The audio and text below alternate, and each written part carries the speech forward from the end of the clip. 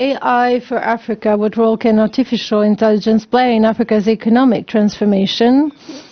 Please welcome Jean van Wetter, Managing Director of Belgian Development Agency, Lamiae BENMAKHLOuf, the Managing Director of Moroccan Information Technopark Company, Zeineb MESSAOUD, Executive Director of TheDot, Shrutika SINGH, Senior Investment Analyst for Digital Africa, and Derguene MBAYE, National Language Processing Research Engineer and Google PhD Fellow 2021. Please grab a seat. Without further ado, I'll turn to Jean.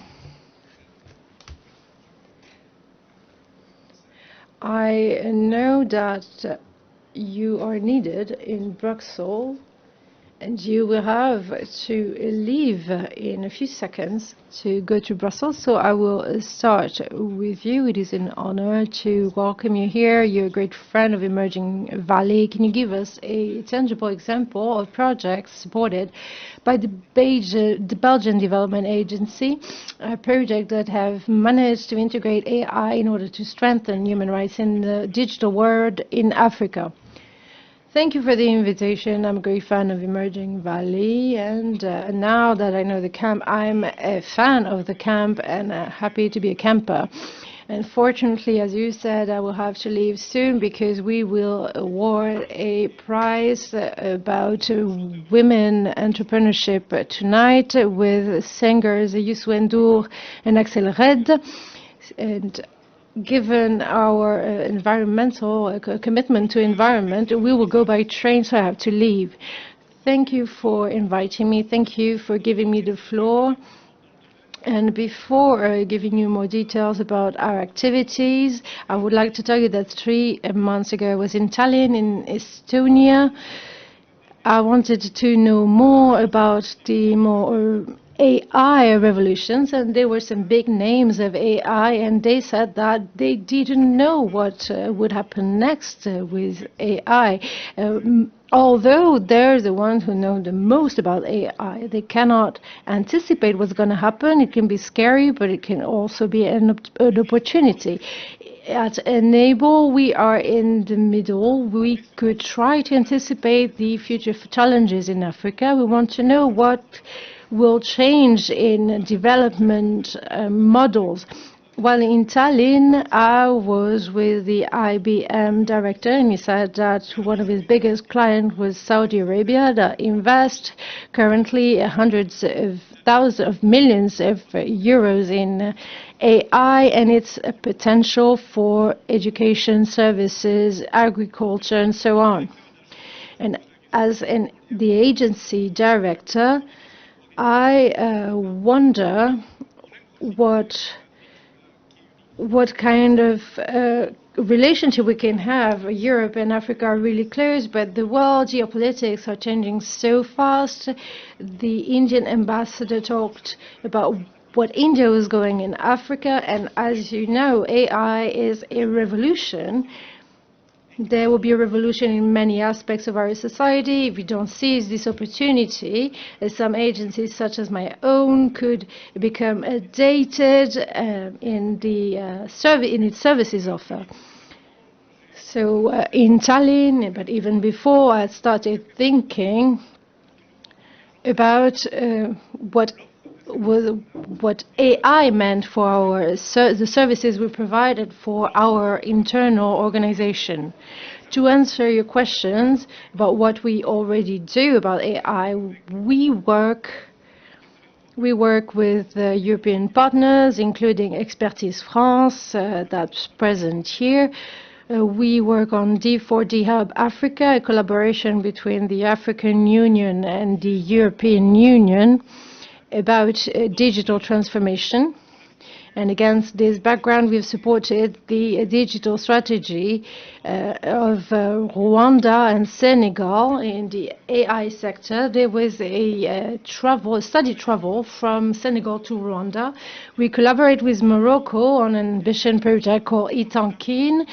It is a kind of entrepreneurship embedded in Moroccan administration to use AI and offer better services to citizens. I was lucky enough to take part in one session a few months ago. I was really excited to see what kind of innovations were provided by civil servants. So they're not startups, they're just civil servants who have developed applications that are revolutionary, and they integrated it in the services provided to citizens. In Benin, we worked on startups incubators.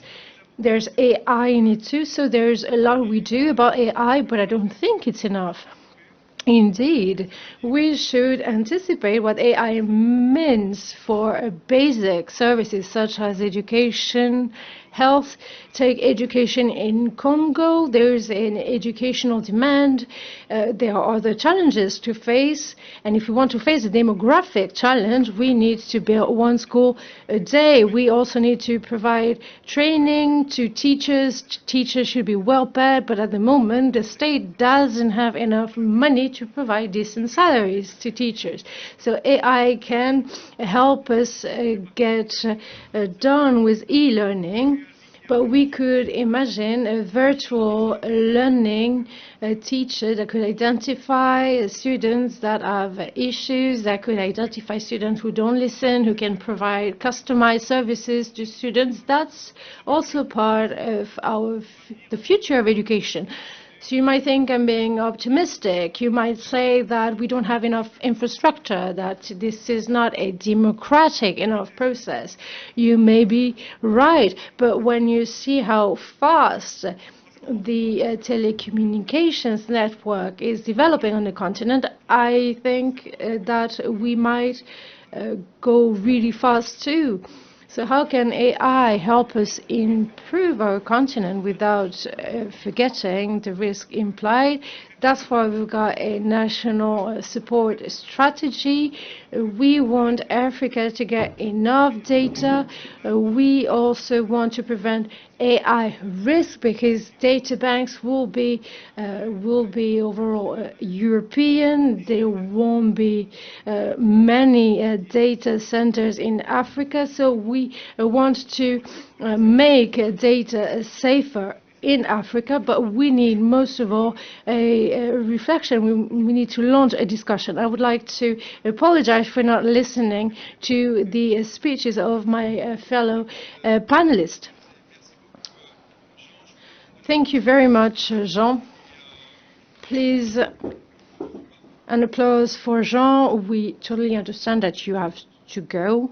It is always a pleasure to have you here with us in Emerging Valley.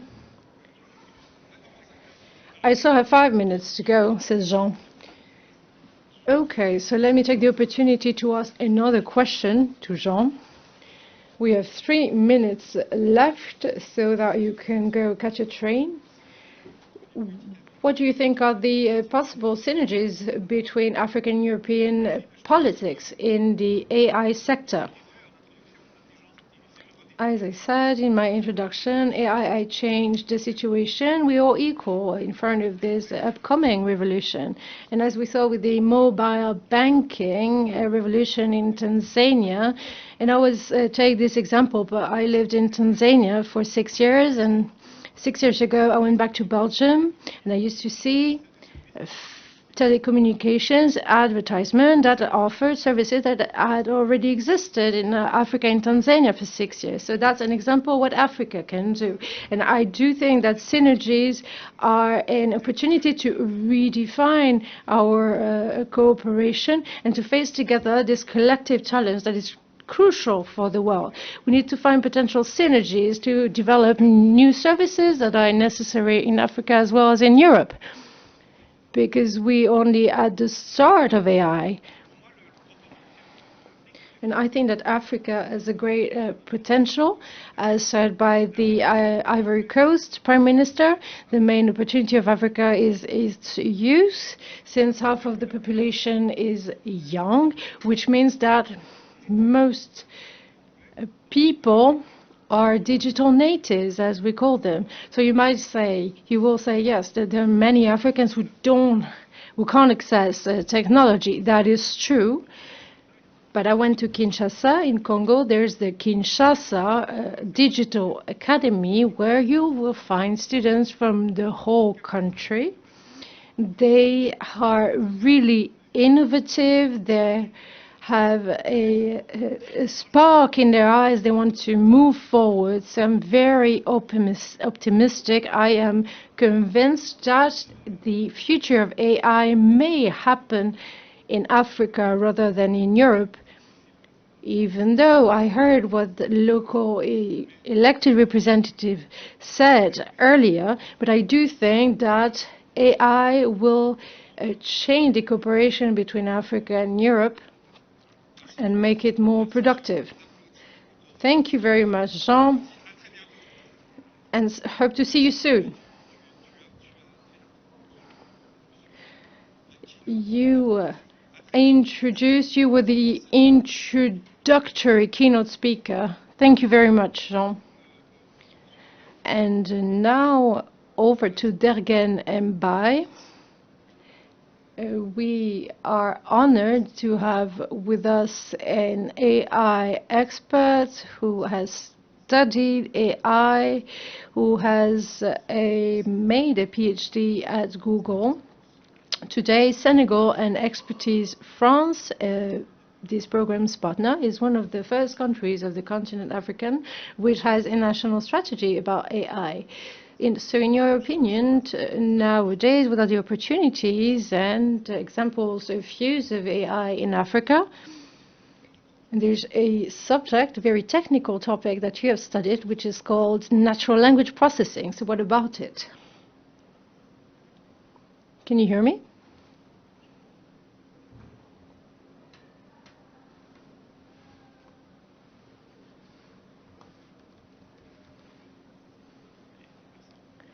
Thank you very much.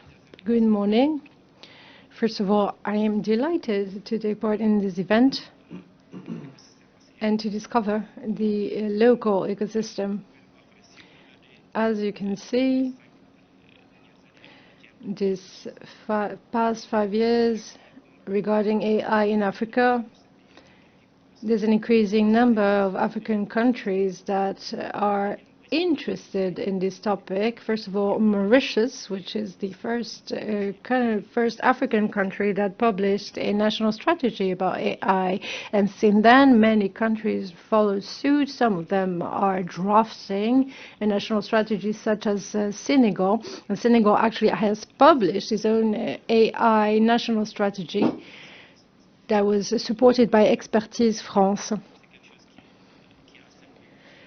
Welcome the adoption of this strategy. There are many opportunities to grab at the continental level. Our national strategy comes into play at a time when there are many interests at stake. We've worked on drafts for many years, which shows that there was an existing ecosystem that focused on this topic. What I mean is that our strategy came into life with the revolution of ChatGPT, a conversation agent, that is to say a system with whom you can have a conversation. And it is really a typical example of natural language processing. Natural language processing is a subgroup of AI, and it aims to train machines so that they can process and use oral and written language. And I think that the AI advance will be based on NLP. And AI in Africa nowadays help us speak other languages. There are applications that use vocal recognition. There are many applications, such applications in Africa. The population can use them just by giving a vocal prompts. So this is a vocal recognition system that could be very efficient in most African languages, and that could, like anyone, access digital tools in their own language, just using vocal prompts. So that would help us move forward and bridge the digital divide. And nowadays, there are projects being carried out with the European Union, especially in digitalization. And let's imagine there will be thousands of documents to be digitalized. They will have to be sorted out. So imagine us sorting out everything manually. That would be so time-consuming. But with AI, we have the opportunity, especially with optical recognition, we can digitize manually a part of these thousands of documents. And we can make the whole process automatic, which could make us save time. Today, we see there's a lot of potential in AI, and that's why we want to support key stakeholders. And their strategy has been supported by our ministry. Great, thank you so much. Please put your hands together for Mr. Derguene MBAYE. So we're moving into the scientific domain, actually. I think that Expertise France would be really the partner to speak to in this regard. So we have laid out a scientific foundation for this roundtable, and the next question that I'm going to ask is, how can entrepreneurs use AI to create solutions, to create user-friendly applications? We've spoken ChatGPT. I think everyone is aware of this application. So how can ecosystem stakeholders support this? I'm going to ask you this question, Lamiae BENMAKHLOUF. You are the managing director of the Moroccan Information Technopark company, the MITC. So the Technopark in Casablanca is so iconic. So Lamiae, how can innovation ecosystems that you bring together at your Technopark in Casablanca help and support African startups, those specifically who work in the area of AI? Thank you very much for your invitation, and thank you so much for organizing this 7th edition. I've been to at least 4 or 5 of them, I think, and I really acknowledge the work that you do. Bridging the gap between Africa and Europe is increasingly essential these days, and I would wholeheartedly encourage this collaboration. It's all about creating wealth and answering world challenges efficiently and looking at the challenges that there are between our 2 different continents. As you said, it's not just Technopark Casablanca, it's Technopark Morocco. We have been around for 23 years, and we have been supporting entrepreneurs in Morocco this entire time. So I would like to just say that we have inaugurated our 5th Technopark. So there's Sauria, there's Agadir, there's Casablanca, and soon there'll be another branch in 3 more cities.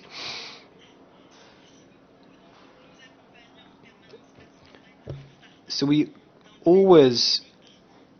are continuously supporting 450 entrepreneurs so that they can perform in various different sectors, such as agriculture, for food security, which affects all African countries. Then health sovereignty, how can we improve the access to health services for all citizens? And then there is employability, which is a challenge for the entire continent. So today we support entrepreneurs who work on AI. They have innovative solutions in various different fields. With regard to agriculture, I have several startups in the south because Agadir is acknowledged for its agri-tech ecosystem, and I can give you a few examples of startups who have innovative solutions, such as irrigation systems that use algorithms and AI to try and predict how much water needs using. Of course, water stress is a global issue, but I can see how these startups are able to be disruptive in this area and propose solutions that answer the issues of water stress. So how much fertilizer should be used to get high quality products. I have a startup in Morocco that uses AI algorithms and tools to better export Moroccan tomatoes overseas, and is able to adapt to clients' requirements, be it for color, size, quantity, or whatever. And this can then be applied to other red fruits and vegetables. Next, we have a great Moroccan innovative company that has really helped Morocco during the pandemic. Thanks to health tech AI, it was able to extrapolate and send vaccinations to the 46 different regions of the country, and managed to contribute to reducing the amount of people who were infected. So that's fantastic. These days, this company operates in different areas such as agriculture and smart cities. We speak about ecology and renewable energies, as well as citizen services. So companies do use AI in many different areas, not forgetting education. It, of course, is an area that regards all of us, that concerns all of us, and AI is just as important for that as well. Trying to include young people in far-off regions. Thanks to AI, we are able to provide teaching programs to target populations. Therefore, we're upping our performance and efficiency. So, of course, Morocco, beyond the involvement of all of these startups, has made great progress in involving all of the digital stakeholders and tying in all of their approaches to the digital strategy for 2023. So they've done fantastic work, and they're looking to 2030, so the future is not that far away. And Moroccan stakeholders, be they public administrations or companies, and as Mr. John Van Vetter mentioned, he spoke about Technopark in his country, so they have a fantastic collaboration with public authorities, and they use AI and data to improve efficiency in all departments. I see one of the representatives of one of the Moroccan startups that we support here in the room. So, so many different areas are being helped. 90% of the territory in Morocco is connected. Of course, the digital divide is still an issue, but we're looking at improving that thanks to the collaboration that we have with telecoms companies. The Data Protection Act and cybersecurity are still still issues that we're working on today. 2 weeks ago, our minister signed a convention with the Minister of Higher Education in order to create 144 technological sectors and get young people ready for future job opportunities to come. So these 144 sectors will be able to produce 23,000 winners and graduates in the digital sector. So that is what Morocco has to bring to the table with regard to digital technology. It's true that this affects everyone, be it companies, public authorities, citizens, parliaments. Perhaps we do the opposite to Tunisia. In Tunisia, we implement, and then we get our digital strategy for 2023 out. Thank you very much, Lamiae BENMAKHLOUF, for presenting your vision of the Moroccan Information Technopark company, which is not just the Moroccan Technopark of Casablanca. It's now much larger than that. So, a round of applause. Thank you so much. So, if you would like, you can go to the Essaouira Technopark. Just to say that we closely collaborate with the University of Marseille for soft landing services, and Moroccan companies have actually benefited from coming to Marseille. We do support companies from the diaspora within the context of the Meet Africa 2 event, and we're very happy to see the collaboration between these representatives of the Moroccan diaspora in Marseille. There are many different programs around, and thanks to Samir, a few years ago we actually managed to sign a convention with the metropolis to be one of the stakeholders in the numerous different programs on both sides of the Mediterranean. So thank you so much. Thank you very much, dear BENMAKHLOUF. So next, moving on to Zeineb MESSAOUD. Would you like to speak English or French? It's up to you. For those of you who require the translation, please take a headset. The main challenges that African startups must face today, now, with this disruptive situation, with the rise of AI, that nobody took seriously, to be honest, like Derguene said, before ChatGPT. And now it's a reality. And how Digital Africa is helping African startups to adapt to the new normal. Hello everyone, I'm Shrutika Singh. I'm working as Senior Investment Analyst at Digital Africa. So Digital Africa actually intervenes in all the challenges which are related to an early stage startup and an entrepreneur. So when it comes to defining challenges when you're developing an AI solution, AI startup, the base of it is data. Where is the data in Africa? There's a huge challenge around collecting data, processing it. He talked about natural language processing. We have 2,000 languages in Africa.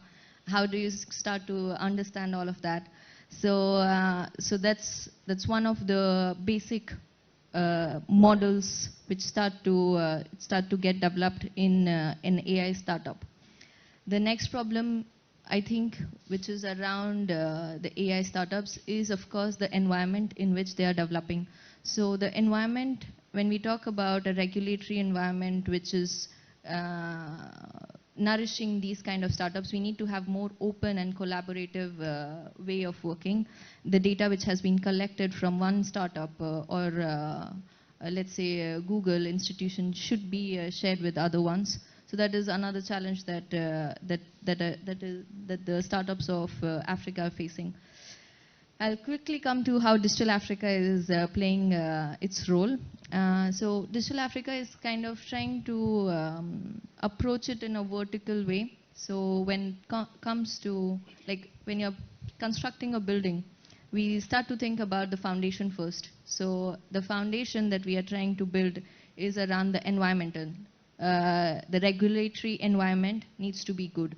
So for that, for example, we have partnered with ENABEL. So Mr. Jean, who was here, the EU program basically of data flagship, ENABEL, GIZ, Expertise France, Digital Africa, they are all working together to push for better policies around data. Then the second, so once the foundation is built, you have the workers who are needed to build the building. So we have the BRAIN program. BRAIN is basically in partnership with OST from Tunisia. And we are trying to build new models, algorithms, deep tech, basically, from lab to market. The idea is to really push for deep tech startups who are operating in Africa. Then once the workers are here, we need them to have the good materials. So for the materials, when it comes to AI startups, it will be algorithms, models. So we have program like Data for Digital Africa, which is partnering. Again, we are doing a lot of things, but we are doing it with all the partners. So we have partnered with Zindi, with the Data 354, and we are trying to build open platform for collection of data, making the model available later on. So there are hackathons which are launched around that. And last but not the least, we have the financing where I come in. And we have invested in startups via Fuse, so like one of the Senegalese startup called Tolbi. I don't know if you know of them. Yes, it's from Senegal. Okay, super. So Tolbi is working on precision farming, and we did invest in them via Fuse. We also have a bridge startup called Fleety, which is working on logistics for Morocco. So yeah, so we do the final layer of, okay, how to build the whole building. Voila. So we are doing small part via different partnerships and hoping to push for AI startups to really develop. Thank you very much for your commitment, and you are very engaged concretely with the concrete action, and thank you for that. Je vous demande d'applaudir Shrutika pour tout ce qu'elle fait pour les startups africaines. I would like to just ask for a round of applause for Shrutika Singh for everything that she has done. So our final round of questions is going to be very quick to try and not fall behind too much. But coming back to Zeineb MESSAOUD, could you please tell us about the part that TheDot has to play in Tunisia? In your opinion, could you tell us about your AI activities and what kind of win-win initiatives exist to boost the system in Tunisia as well as overseas in Africa? Thank you so much for having me. It's really fascinating to listen to all of you. TheDot is a public-private partnership that is overseen by the Ministry of Technology, and it involves the Tunisian Fund for Development. So all partners need to bring something to the table to the hub, and within the context of the digital transformation partnership that we have iHub, which is the first artificial intelligence hub, and there is also an incubation program which is specifically geared towards AI. It's called AI Rise. So for the first time, we had 25 startups. 6 of them managed to sign contracts by implementing real solutions. So some of them had open innovation challenges. So it's a really concrete example. And then we have the academy, where we have trained 2,000 people about AI, including journalists. So there were journalist-specific training courses to try and make them aware of the issues at hand, and we wanted to give them real turnkey solutions so as to help them with them writing their articles in such a specialized area. And then just recently, last week, we put together a collaboration with Free Labs. So the Bilangues Foundation, which works on research studies in Africa and focuses on policies and ethics in artificial intelligence.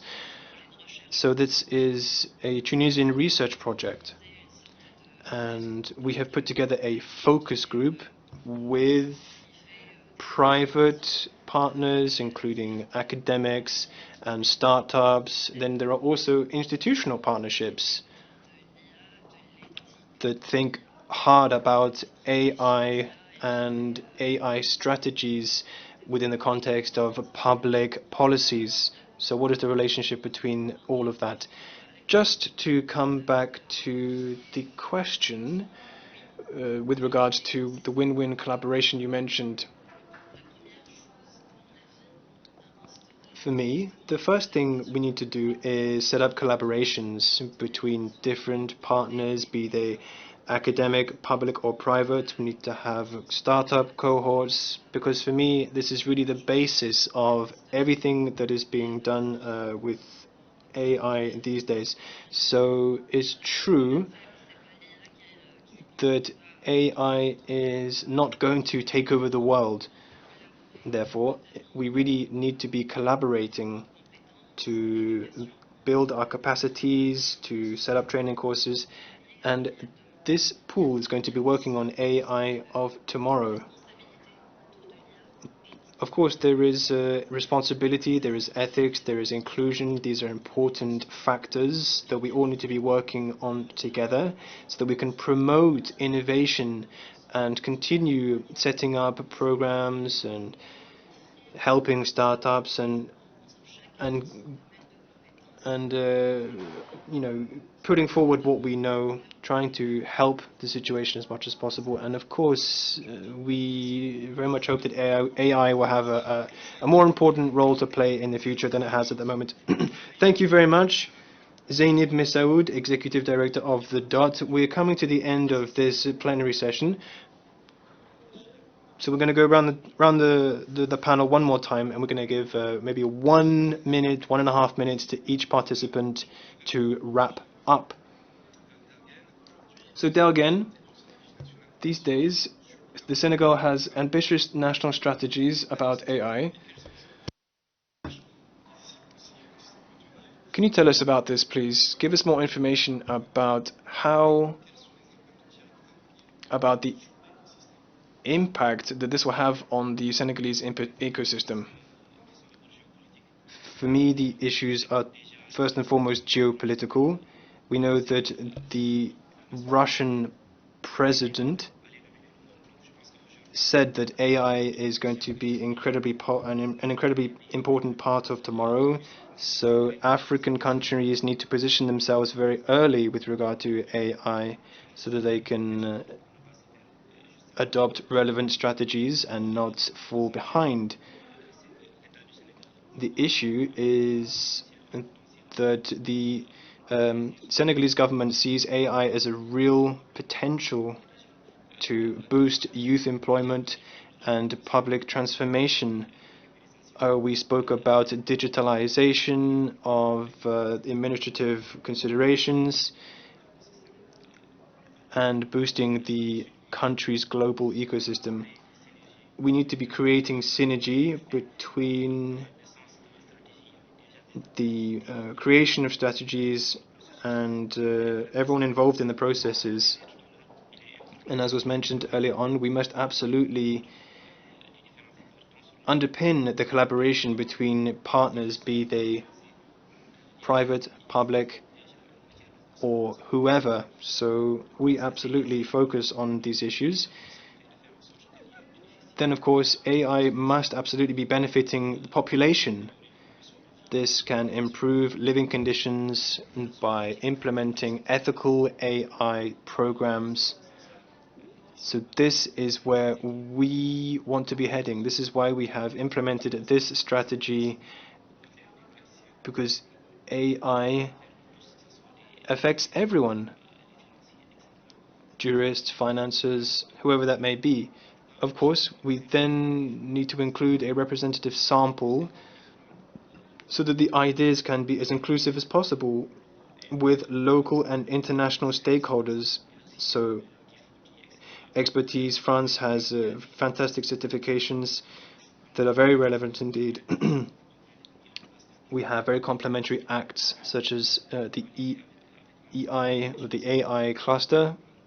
I'm sure that we have a lot of things to learn from TheDot, because a cluster is really the beginning of the potential to have new stakeholders. As I mentioned earlier on, natural language processing is an important part of our vision, accessing resources, among other things, as well as strengthening pre-existing communities. We've been working on generalizing a lot of things such as accessing solutions that are AI based so that we can develop our ecosystem. Thank you very much. You managed to fit all of that in 90 seconds, so well done. Now going to hand over to Lamia. Perhaps you could try and just do your wrap up in 90 seconds as well, please. So you are at the head of an incredibly important technological hub in Morocco. How can we make sure that AI practices trickle down through the system?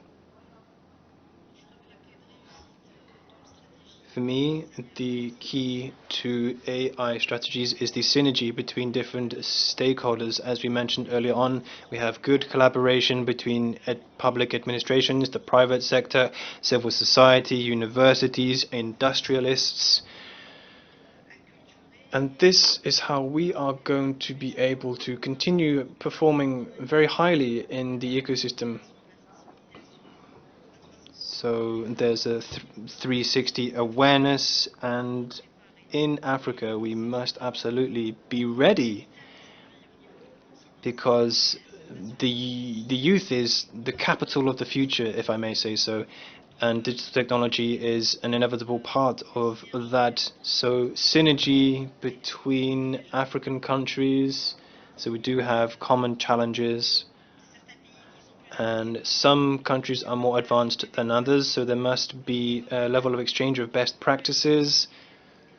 Data is also the foundation of any kind of AI strategy. How can we use data well? How can we abide by regulations? And how can we continue to encourage collaborations between Europe and Africa with regard to AI strategies, so that everyone can benefit, not just for Africa, but for the entire world? So thank you very much for putting together this initiative, and I very much hope that this will be a long-lasting approach, so everyone who is here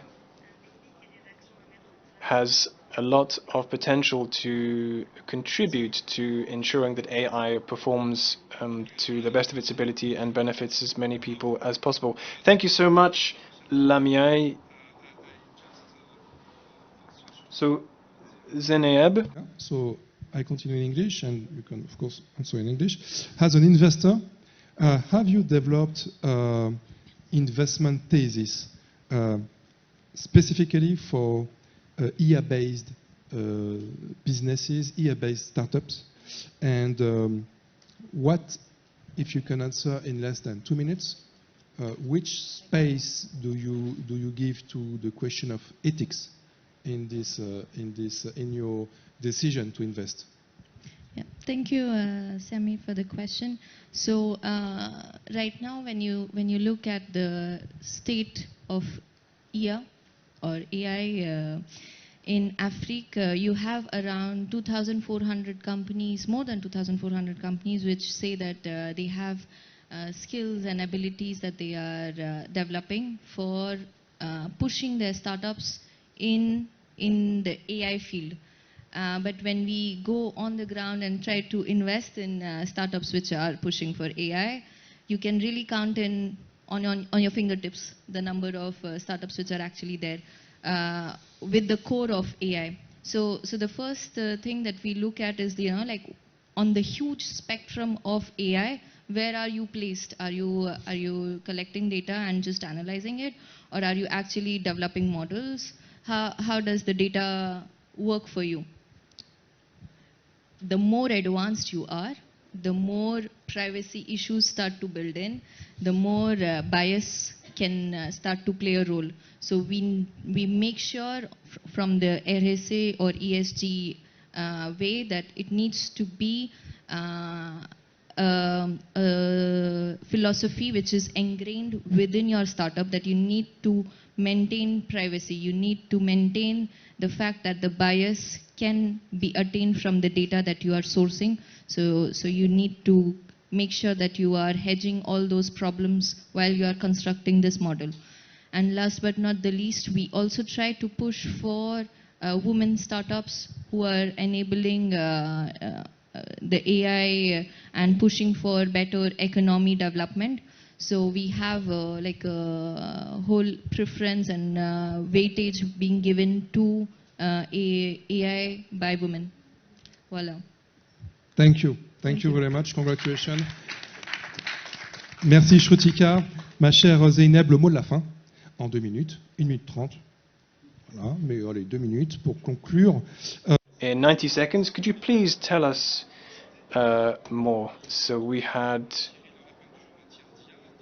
an example of an organization in Tunisia which played its cards right. How can we catalyze on this success story on a national scale? And in your opinion, what is the secret sauce which would help us develop efficient national strategies? I think that this success is due to the fact that they managed to form an alliance with European and African entities that had complementary skills. And talent attracting talents is a vital topic. In Africa, in biotechnologies, there are not many African startups. Startups tend to be European. So if we could manage to convince the government to set up programs to support startups, to help them attract talents, then our ecosystems will be more attractive and startups will be able to work in a wide array of activities. So that's what we should promote. We should open our doors, set up programs like the French Visa Talent, so that we can attract talents from abroad in Africa. So that was my first point. Secondly, I would like to talk about financing. We would like to have specialized national fund, AI specialized national fund that could support startups from the moment they start to operate. And we've been hearing about specific figures that say that in Africa there's 1.5 billion inhabitants. In Africa, attract as much investment as a city such as Philadelphia with 1.5 million inhabitants. So there's a continent competing with a city in the United States. You can imagine the population, the greatness of the population, and the investment attractiveness. So if we want to be attractive, we need to develop our ecosystem. We need to develop an environment that already hosts startups. We need to improve the support we provide. We need more structuring, and that's how we'll be able to attract investment and hence to support startups from the start. Thank you for your conclusion, Zeineb. Please give her a round of applause. This is the end of this plenary session. We're going to start the next one in a few seconds, but first let's take a picture.